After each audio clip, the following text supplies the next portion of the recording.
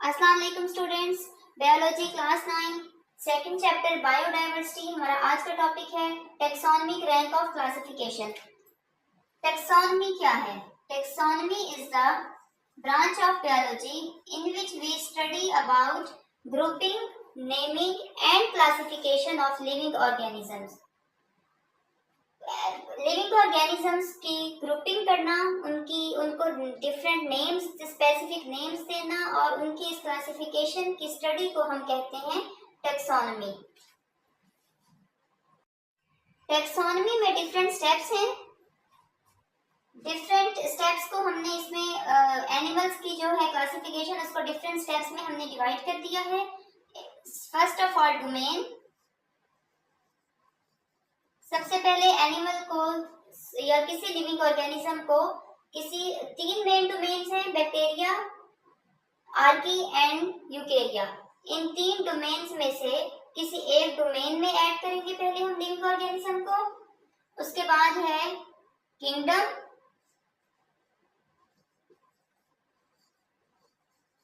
Five kingdoms हैं, protista, Monera, fungi, Plantae and animal.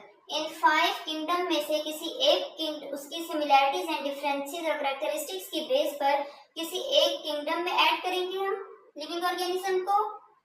Next is phylum. Kingdom के बाद phylum आ जाते हैं। बहुत सारे फाइलम्स हैं। ऑर्गेनिज्म की कैरेक्टरिस्टिक की बेस पर वो किसी एक फाइलम में ऐड होगा।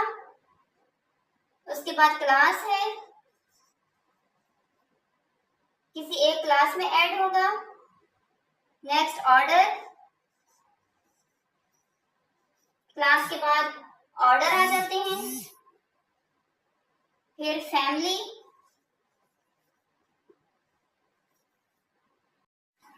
फैमिली के बाद है जीनस और फिर है species.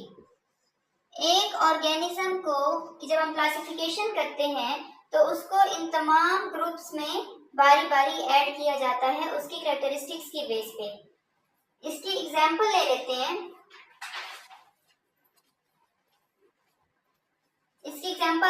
Human.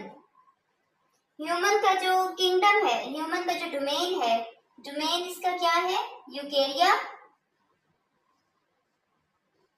Human Eukarya domain में आता है। उसके बाद इसका किंगडम है एनिमेलिया। ह्यूमन को साइंस की जबान में एनिमल कहा जाता है। उसके बाद उसकी कैरेक्टरिस्टिक्स की बेस पे वो फॉल करता है फाइलम कॉर्डेटा में।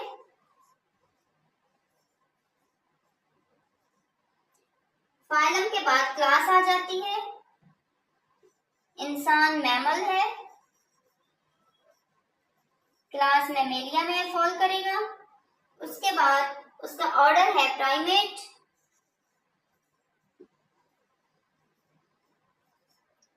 उसके बाद ऑर्डर के बाद आ जाती है फैमिली, होमोनिडी। फैमिली के बाद जीनस, होमो एंड स्पीशी है सैपियंस।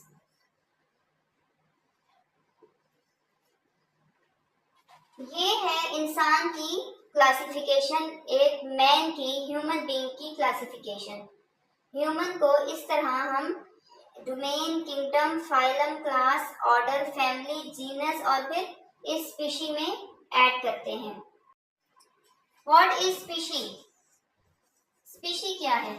स्पीशी ऐसे ग्रुप ऑफ लिविंग ऑर्गेनिजम्स को कहते हैं जो कि कैरेक्टरिस्टिक्स के लिहाज से सेम हो और उनमें इंटरब्रीडिंग के बाद एक फर्टाइल ऑफस्प्रिंग प्रोड्यूस हो। ऐसे लिविंग ऑर्गेनिजम्स के ग्रुप को स्पीशी का नाम दिया जाता है। फॉर एग्जाम्पल, मेल कैट जब फीमेल कैट के साथ इंटरब्रीड करेगी तो एक फर्टाइल कैट प्रोड्यूस होगी। तो कैट्स क्या है? एक स्पीशी है। Binomial nomenclature is the system in which the specific names are given to the living organism according to their division in the kingdoms. Binomial nomenclature के नेम्स 2 नेम्स पे depend होते हैं। फर्स्ट इज जीनस जीनस का name and second is species का name. For example human की genus क्या है? होमो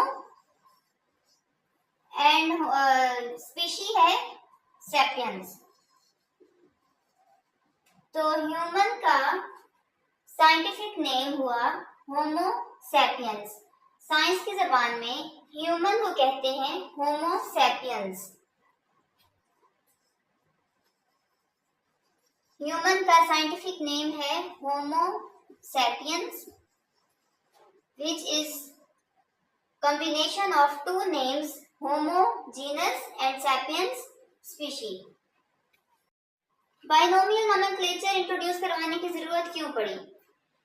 पूरी दुनिया में पूरी अर्थ पे एक ही लैंग्वेज तो नहीं बोली जाती, डिफरेंट कंट्रीज की डिफरेंट लैंग्वेजेस हैं। हालांकि एक कंट्री में भी डिफरेंट लैंग्वेजेस बोली जाती हैं।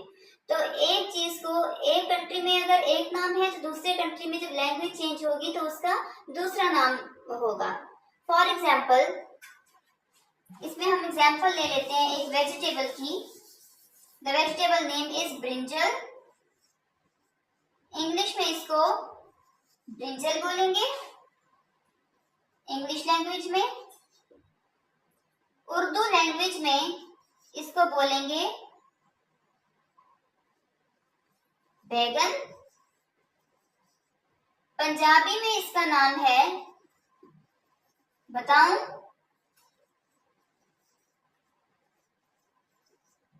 इसी तरह सिंधी में इसका नाम है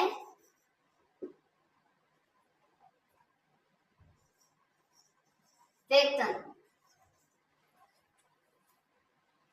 एक सब्जी ब्रिंजल को एक ही कंट्री में 3 डिफरेंट नेम्स से पुकारा जाता है।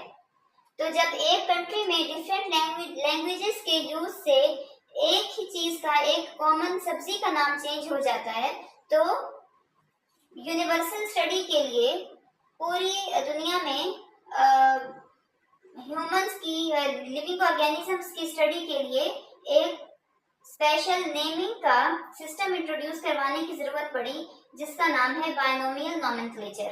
Binomial nomenclature is the system in which specific names are given to the living organisms according to their groups। Students classification system में हमने वायरस की क्लासिफिकेशन नहीं की। वायरस की क्लासिफिकेशन में कुछ कॉम्प्लिकेशंस हैं।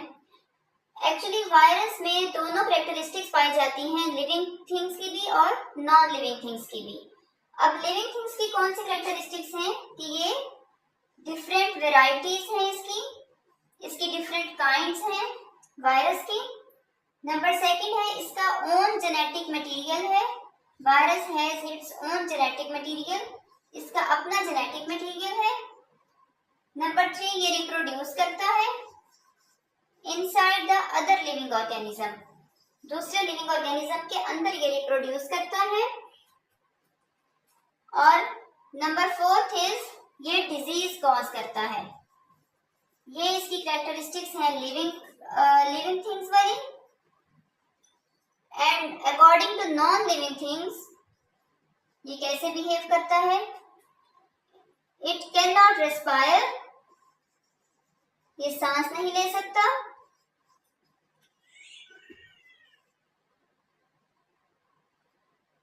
इसमें सेलुलर सिस्टम नहीं होता, सेल्स और एंजाइम सिस्टम नहीं होता इसमें। एंड नंबर 3 इसको हम क्रिस्टलाइज्ड फॉर्म में बॉटल में बंद कर सकते हैं। ये कैरेक्टरिस्टिक्स हैं इसकी नॉन लिविंग थिंग की। एक और कैरेक्टरिस्टिक्स भी है कि ये नॉन लिविंग के जैसे बिहेव करता है outside the living organism. Living organism के बाहर जब ये होगा तो ये नॉन लिविंग होगा। तो वायरस में दोनों कैरेक्टरिस्टिक्स पाई जाती हैं, लिविंग थिंग्स की भी और नॉन लिविंग थिंग्स की भी। इसलिए वायरस की क्लासिफिकेशन में कॉम्प्लिकेशंस आ रही हैं कि इसको कौन से ग्रुप में, कौन से किंगडम में इसको रखा जाए। स्टूडेंट्स हमारा बायो का सेकंड चैप्टर बायोडायवर्सिटी एंड हुआ। इसकी सॉल्व एक्सरसाइज आपको इंशाल्लाह नेक्स्ट वीडियो में मिल जाएगी। नेक्स्ट वीडियो का वेट कीजिएगा। अल्लाह हाफिज।